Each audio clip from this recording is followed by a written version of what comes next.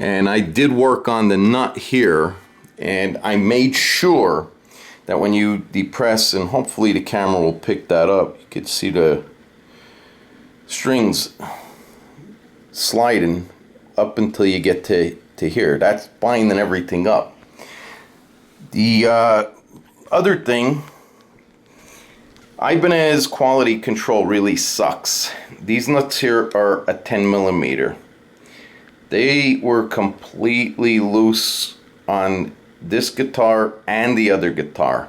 If we turn this over, them little screws there, they were loose. Make sure that's tightened up. Don't over tighten these, but you want them snug. And I mean, these were completely loose. So over here, the toggle switch, make sure these are tight, because the other guitar I got completely loose.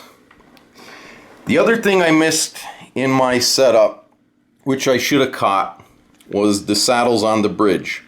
They're supposed to be staggered. Now this is a left-handed guitar, so yours is going to be opposite, but make sure they're staggered, because these were shaped as a U on the other guitar, and this one I don't remember, but they weren't good. The other thing I want to say is, when I showed the video how to float a trem, you know, people always deck these, and I went back and I did deck this because I was having problems with everything.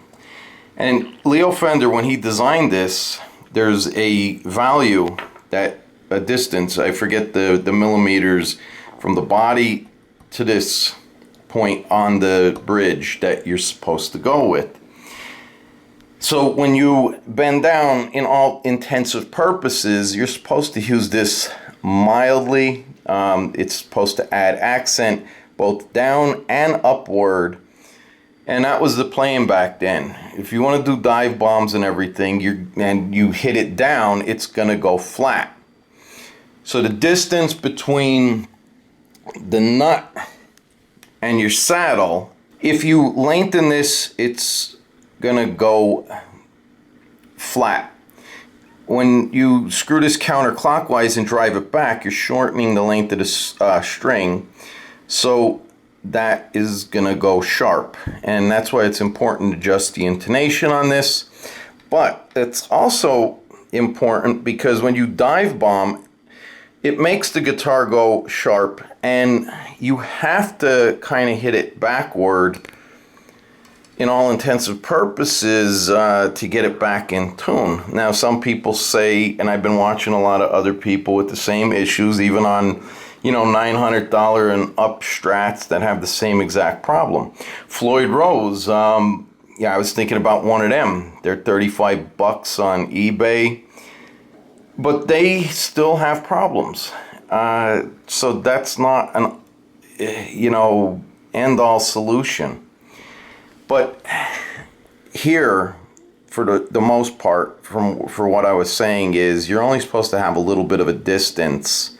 And I'll post it in the comments when I find out and I look up the distance. But you have to adjust that properly to have it float. That's the way it was intended. If you want to deck it out, that's fine. The other thing is, there's 3 springs in here.